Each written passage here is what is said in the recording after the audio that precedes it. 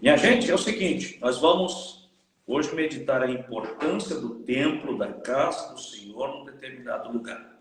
E hoje o texto sagrado é Salmos de número 93, minha gente, né? Ou melhor, Salmos de número 92, né?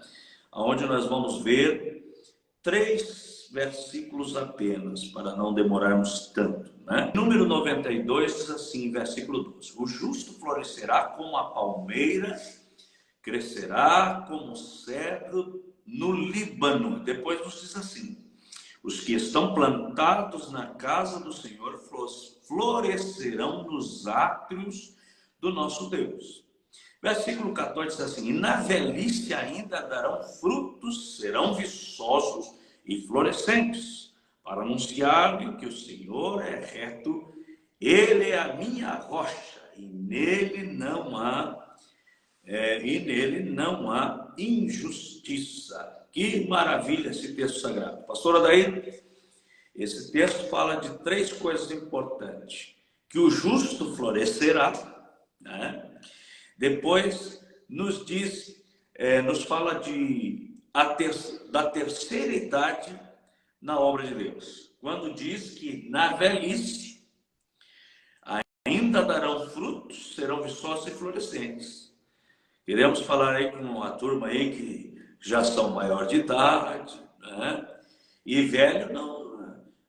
Nosso pastor Adão Madeira, né? Pastor presidente da convenção Assembleia de Deus de Leões, ele disse que velho é o diabo. Que, né, o que nós temos é pessoas, né, já na terceira idade, aquela coisa toda, e a importância desse povo no reino de Deus. Deixa eu falar com alguém aí que já passou dos seus 60, está dizendo 70, 80, está dizendo isso aí, quem tem que fazer a obra de Deus, essa gurizada, né, pastor? Esses guri aí que tem que fazer a obra de Deus, nós já passamos. Nada, não passou nada. Olha o que diz a palavra de Deus, a importância da terceira idade na igreja, na casa do Senhor. Diz assim: na velhice ainda darão frutos, serão viçosos e florescentes, para anunciarem, né, que o Senhor é reto, e também transmitir a justiça. Quer dizer, ensinar os mais novos. Pastora Daí, a palavra de Deus lá no Antigo Testamento, no livro de Reis, nos conta a história de um profeta velho que botava tropeço na vida do profeta novo. Verdade, né? A palavra de Deus está cheia e repleta de, né, homens e mulheres também na terceira idade, cheios da graça de Deus, que dão consultoria, conselhos abençoados, iluminação, ensinamentos para a honra e glória do nosso Senhor Jesus. Pastora Daí, a sua saudação. Qual é a importância também de termos um templo para nós falarmos das coisas de Deus em nossos dias? A mesma importância, pastor Oséias. Paz do Senhor a todos, mais uma vez. Bom estar aqui mais uma vez com o pastor Oséias, nessa live Novas de Alegria da Serra Gaúcha, para estarmos falando desse tema tão importante e atual. A importância dos mais velhos é indiscutível, porque se nós olharmos para trás, há pouco tempo atrás, 20 anos atrás, vamos colocar 20 anos atrás, pastor Zé, eu posso estar enganado, mas o senhor pode me ajudar. Há 20 anos atrás, o pastor já tinha ouvido o termo desigrejado? Pois há 20 anos atrás, tempos atrás, nós quase não ouvia falar muito disso, né? Existia. Tem um pessoal, eles dizem que não é preciso estar em comunhão, uma igreja, e hoje, nos nossos dias, deslealdade, infidelidade, tantas outras coisas que nós estamos observando, né, por esse caminho, né?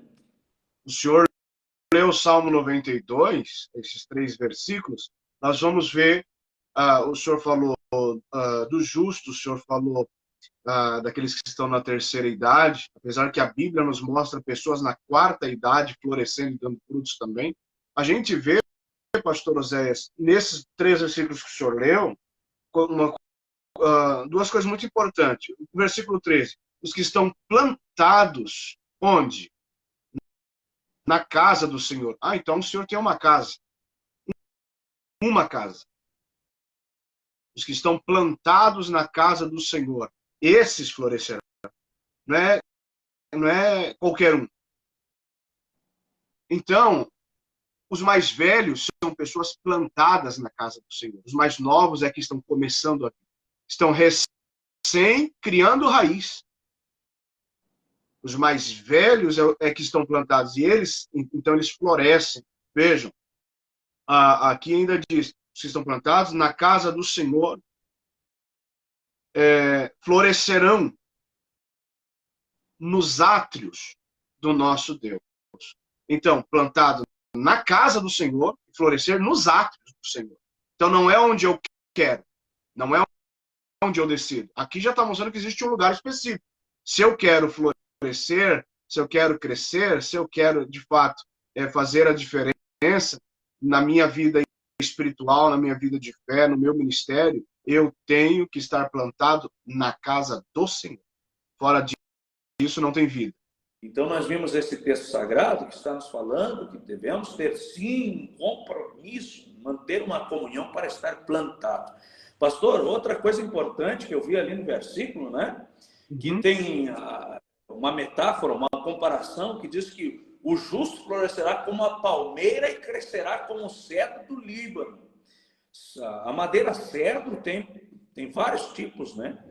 Mas aí eu vi um irmão muito abençoado esses dias, agora pregando aí aqui na nossa igreja, e ele disse que o cedro do Líbano, pastor, ele forma as suas raízes para baixo, para ficar muito bem estruturado, né? Para vir qualquer tipo de tempestade e ele ficar estruturado. Então, ele trouxe... A palmeira também. A palmeira também. Tem a mesma característica. E a palmeira também, né? Aí ele falando da palmeira, que a palmeira se dobra às vezes com o vento, mas passando a tempestade, volta de novo, está sempre, né? Pastor, é importante, eu acho, a gente fazer uma distinção aqui, porque há 3 tipos de desigrejados. Então, nós vemos que há pessoas que estão afastadas da igreja. Ela, de certa forma, está desigrejada também porque está sem igreja. Então, os afastados, eles geralmente entendem que eles estão errados.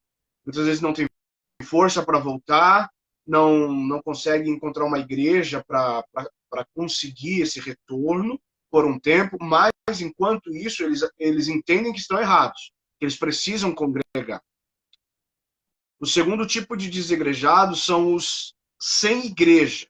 Quem são esses? Esses são aqueles que, com o passar do tempo, por frequentar a igreja, passaram a enxergar mais erros do que acertos. Começaram a enfatizar apenas as falhas das pessoas e não olharam para os bons exemplos, porque existem bons exemplos. Podem até ser a minoria, mas existem. E tem que se focar nos bons exemplos. Então, estes sem igreja, eles ficaram decepcionados e passaram a fazer culto em casa, né? O chamado culto familiar. Então, tem os afastados, tem os sem igreja, que decepcionados com a igreja, por olharem mais as falhas do que os acertos, preferiram não voltar para a igreja e dizer que congrega em casa. E, em terceiro lugar, existem os radicais. Os radicais começaram como o segundo tipo, que são sem igreja, olharam só mais para as falhas, para os erros, e hoje eles se decepcionaram de forma a serem contra. Hoje eles são contra a igreja. Eles são contra templo, eles são contra a instituição, eles são contra pastores. Esses são militantes, eles fazem militância, eles dizem que não precisa de igreja, que não precisa de pastor, mas eles tentam agregar pessoas a eles. Né? Então, são acima de tudo, também contraditórios. Então, existem esses 3 tipos. Eu acho que nessa live nós vamos estar falando, muito provavelmente, para os dois últimos tipos. Aqueles que resolveram fazer o culto em casa e acham que não precisam voltar para a igreja, e aqueles que são contra a igreja, são contra a instituição. Então, fazendo essa distinção, pastor Osés, é bom a gente também colocar que 3 motivos pelos quais é importante nós congregarmos. Já de primeira, há tanto texto bíblico, há tanto argumento bíblico para que a gente congregue, que uma live aqui que a gente faz de 40 minutos não dá, nem para começar. Mas então a gente deveria ter como suficiente alguns textos bíblicos para nós. Então, primeiro, por que nós temos que congregar? Porque, em primeiro lugar, porque é a vontade do Pai. Primeiro lugar, porque nós temos que congregar, porque é a vontade do Pai. Êxodo 29, 42 e 43. Não vamos ler o texto por conta do tempo, mas é só ler o texto e o contexto e fica claro que a vontade de Deus é que nós congreguemos. Então, a vontade do Pai é que nós congreguemos. Em segundo lugar, porque é a vontade do Filho. No Evangelho de João, capítulo 17, versículo 20 e 21.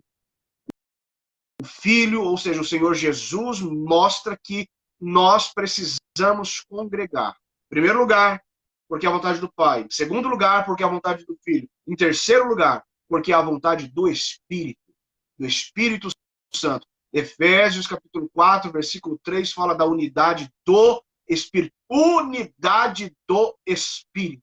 Então, pastor Osés, por que nós temos que congregar? Porque é a vontade do Pai, é a vontade do Filho e a vontade do Espírito. Isso deveria já bastar para o verdadeiro cristão. Ok, muito abençoada essa explicação, pastor. Nós temos aqui já o pessoal que está participando, né?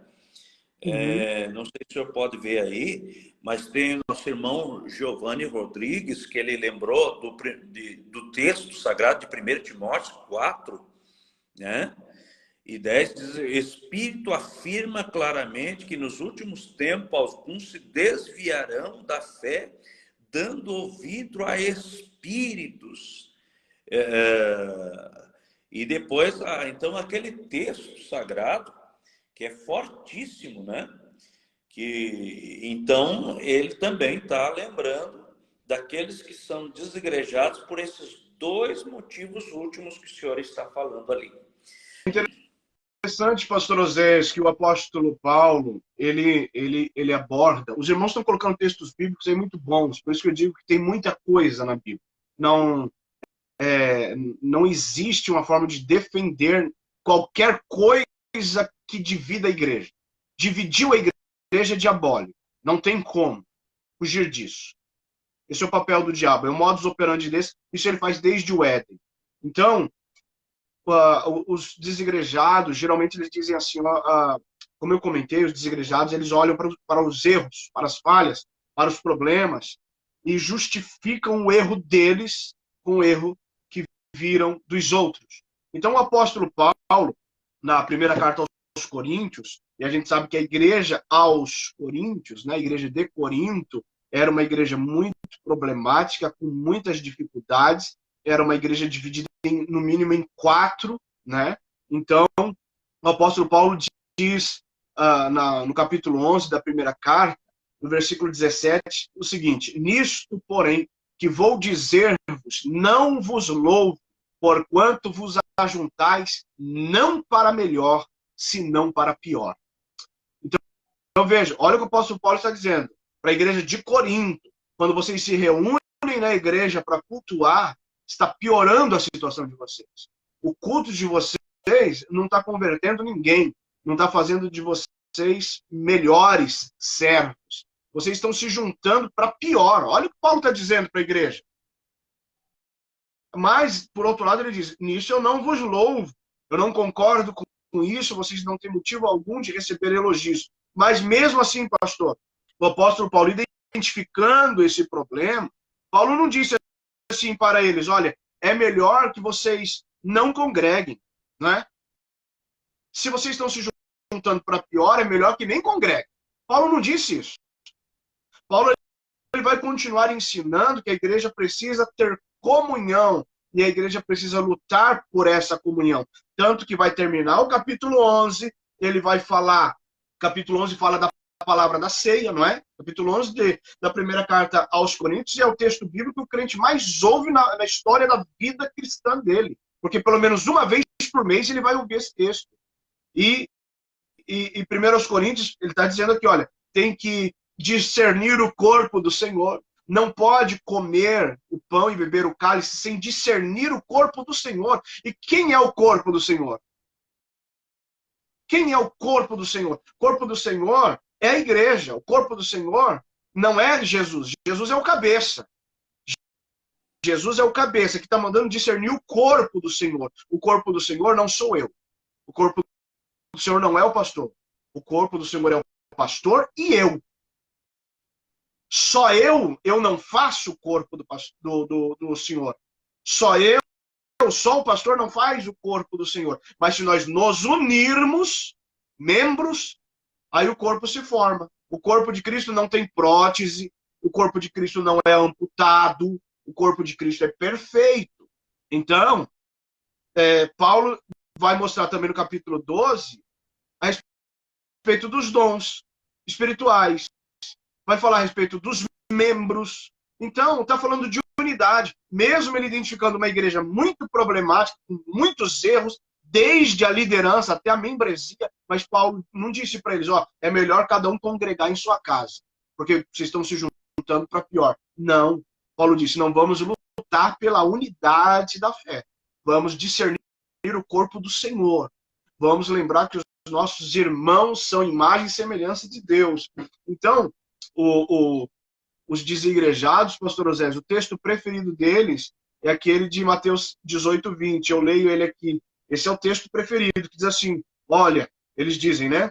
A palavra de Deus diz, Jesus diz que onde houver 2 ou 3 reunidos em meu nome, aí estou eu no meio deles. Então eles pegam, é só esse texto. Esse é o preferido. Esse aqui é o texto áureo da igreja dos desigrejados. Como assim, igreja dos desigrejados? Porque eles querem congregar também de alguma forma, com alguém ao lado deles, apoiando eles, né? Eles querem. Aí eles dizem assim, olha, então não precisa de igreja, não precisa de pastor. Se 2 ou 3 se reunir em nome de Jesus, ele vai estar no meio. Mas eles pegam o versículo 20 e não vê o capítulo 18. Eu vou dizer que o capítulo 18 de Mateus, só o capítulo 18 de Mateus, pastor Osés, é suficiente para derrubar qualquer argumentação dos desigrejados. Não precisaria de nenhum texto maior na Bíblia. Se nesse momento tem algum irmão que não sente mais prazer na comunhão com os irmãos, não sente mais, né, aquela empolgação, aquela emotividade que tinha, quem sabe, há tempos atrás, de estar na comunhão, de ir lá, né? Tem muita gente, pastor Adair, que está se queixando, tem muito culto chato, né? Tem uma turma chata, que vão pregar, não falam coisa com coisa, outros também, desigrejados que dizem que vão lá e não entendem nada, pastor Adair também, que está sendo falado. Outros dizem que vão lá e dá um sono, né? Outros dizem que, como está difícil também para nós preservarmos, né, a nossa igreja, um pessoal que começa a estudar, pastor Adair, né? E não sei se começam nessas universidades que tem muita... Como é que a gente se diz, que a gente está ouvindo muito nesses últimos dias? São muito tendenciosos, né? Universidade que parece que perde a graça de Deus. E eu sei que o estudo não é para isso, né? O estudo, a cultura que se recebe, não é para se perder nos seus labirintos espirituais da sua mente, né? Ou se perder no orgulho, na soberba. E está difícil também para nós, né? Muitas igrejas com muito charlatanismo, pastor Odair. O que o senhor me diz também dessas coisas? São coisas que dificultam, né? O povo para ir na igreja. Mas o que o senhor diz? Segundo o que eu estou entendendo aqui na Bíblia, nos diz que o justo florescerá como a palmeira e crescerá como o cedro do Líbano, né? E vão ficar plantados na casa do Senhor. Por quê? Porque lá eles anunciam que o Senhor é reto e a justiça. Então, o que significa? Que a igreja tem objetivo. Sim ou não? A igreja tem objetivo. O objetivo da igreja é curar a consciência do ser humano, é levar iluminação espiritual, entendimento. Por quê? Porque a Bíblia é o instrumento de fé. E a palavra de Deus é um livro científico, geográfico, né? O que o senhor me diz sobre esse assunto, pastor? Pastor, eu posso até concordar com essas pessoas que entendem que a igreja atual ela não está muito bem. A igreja atual realmente tem tido assim lideranças que a gente não sabe onde que se formaram, de onde surgiu. A igreja, eu também entendo que a igreja, depois que foi para a televisão, ela decaiu, ela perdeu o foco, perdeu a essência, começou com a... Também, a chegada da mídia, né? Quando começou com a igreja na televisão. A queda espiritual da igreja começou com ela transmitindo seus cultos pela televisão, porque ela abriu a sua privacidade. Então surgiram muitos escândalos. Mas, independente, pastor, volto a dizer que Paulo falou igreja aos Coríntios, independente do problema que a igreja tenha, isto não é argumento para alguém deixar de congregar. Pelo contrário, um dos argumentos que muitos desigrejados falam, olha, é porque a igreja não tem amor. A igreja não tem amor. Então, eu pergunto, onde está o amor em se desigrejar? É verdade. Olha o que o pastor Marcos Jones colocou aqui também, pastor, participando. Olha o que ele coloca. A universidade não tira a graça de Deus. Infelizmente, alguns não tinham nascido de novo e na universidade se tornam, né? E daí eu não consegui ter o resto aqui. Vamos ver se eu consigo. Insanos. Se tornam insanos. Insanos. Eu concordo com o pastor Marcos Jones, pastor Osés, porque, na verdade, claro também que a gente entende que a maioria das universidades são de um comando anticristão. A reitoria da maioria das universidades são anticristãs. Mas o cristão, ele é cristão até no inferno. A universidade apenas revela o que estava no coração de muitos jovens dentro da igreja. Eles não se desviam na universidade, eles já vão para lá desviados do coração. Lá eles só encontram um território para se mostrar. Porque o jovem crente, ele permanece crente em qualquer lugar, transformado pelo Espírito Santo. Então, quando a gente vê os desigrejados falando porque, por exemplo, o culto é chato, é coisa dessa geração. A geração dos idosos, pastor Osé, o senhor sabe disso, e muitos que estão acompanhando sabem disso, eles eram batizados cantando em harpa cristã. Havia batismo com o Espírito Santo em culto de oração, porque eles iam lá para cultuar a Deus, eles ficavam esperando um culto para eles. Eles não ficavam esperando bons músicos, bons cantores, bons pregadores, boa iluminação, bom som, boa poltrona, bom ar-condicionado. Eles não iam lá para eles receber o culto, eles iam lá para oferecer culto. Então, se eles vão para uma igreja e acham que um culto é chato, que culto eles ofereceram para Deus? Então eles vão dizer, no Novo Testamento não tinha igreja, no Novo Testamento, nos dias dos apóstolos, não tinha templo. É claro que não. Os cultos eram nas casas, sim. E eles querem dizer que hoje eles podem fazer culto nas casas, porque era assim no Novo Testamento. Mas, no Novo Testamento, na época dos apóstolos, as igrejas eram feitas nas casas, mas não era em qualquer casa. Exatamente por não haver templo, então os apóstolos é quem estipulavam quais as casas haveriam cultos.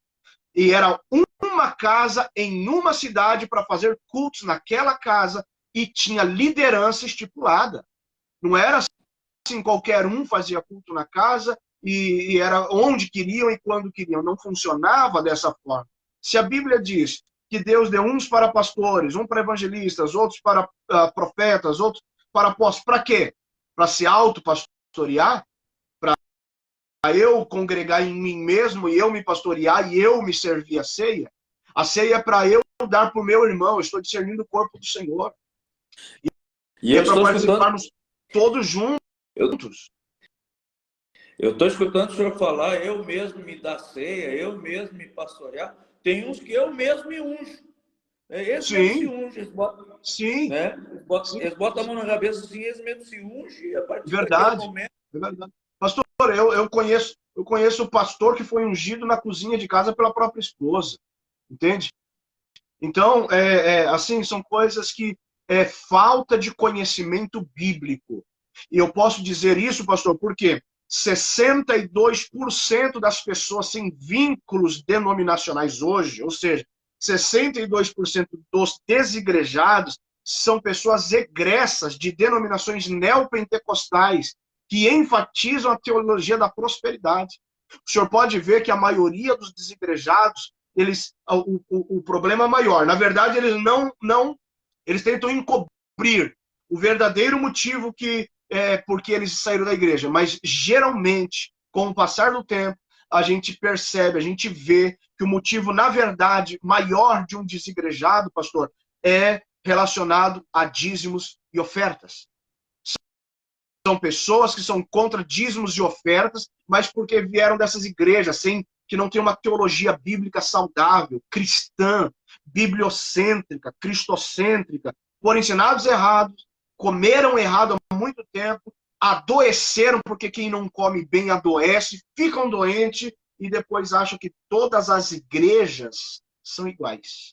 Então, é falta de conhecimento bíblico, é falta de realmente conhecer toda a Bíblia, não pegar um texto bíblico, um versículo, e achar que pode praticar somente aquele versículo. Pastor, deixar de congregar, segundo Filipenses 2:3, é partidarismo. Deixar de congregar, segundo Provérbios 18:1, é egoísmo. Congregar, pastor, é eu conseguir realmente exercer as virtudes de Cristo em minha vida. Congregar, pastor Oséias, é tolerar. Congregar é suportar. Congregar é eu dizer, vou de novo para aquele culto e lá tem um irmão que é só Jesus na causa. Não é eu dizer, como naquela igreja tem aquele irmão que é só Jesus na causa, eu nem vou lá, vou culto lá em casa que é melhor. Isso é diabólico.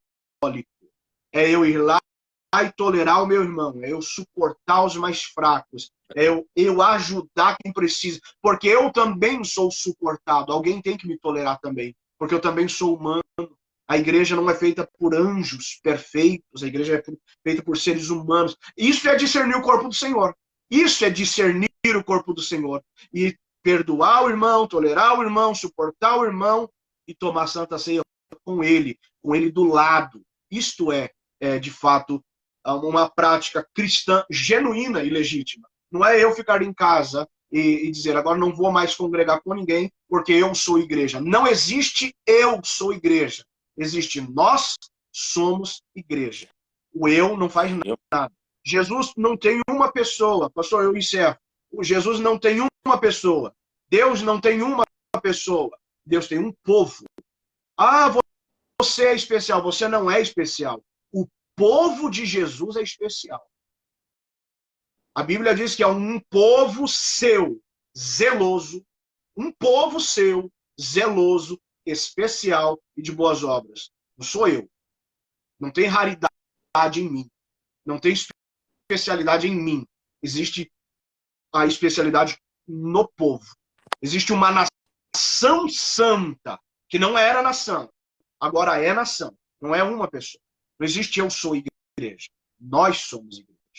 Agora é o seguinte, eu me lembro de uma psicóloga abençoada que tinha na igreja, que ela disse que a convivência, a congregar na igreja, melhora a comunicação, melhora os relacionamentos, inclusive, né, de crianças. Nós temos na igreja também crianças que tinham muita dificuldade de concentração, a igreja melhora todas essas coisas, tá? É verdade. Pois bem, mas eu quero mandar irmãos aí que estão comentando, pastor Odair, né? O assunto está bom. Agora que está ficando bom o assunto, já está na hora de nós terminar. Mas nós temos aqui o irmão Mosael Rodrigues, né? Que está nos observando. E o irmão Anderson, ele colocou assim, estamos vivendo numa geração, uma verdadeira fábrica de desculpas. É verdade, irmão Anderson. Eu me lembro de um pastor que eu conheci de idade, que ele dizia assim, olha, irmão, ele contava um testemunho, pastor. Zé tinha... eu sempre perguntava para um irmão da igreja por que ele não vinha na igreja. Pastor, né, de idade, com muita experiência. Sim. Disse, irmão, por que tu não veio na igreja, irmão? Faz 2 semanas que não aparece na igreja. Faz 2 semanas que tu não aparece na igreja, irmão.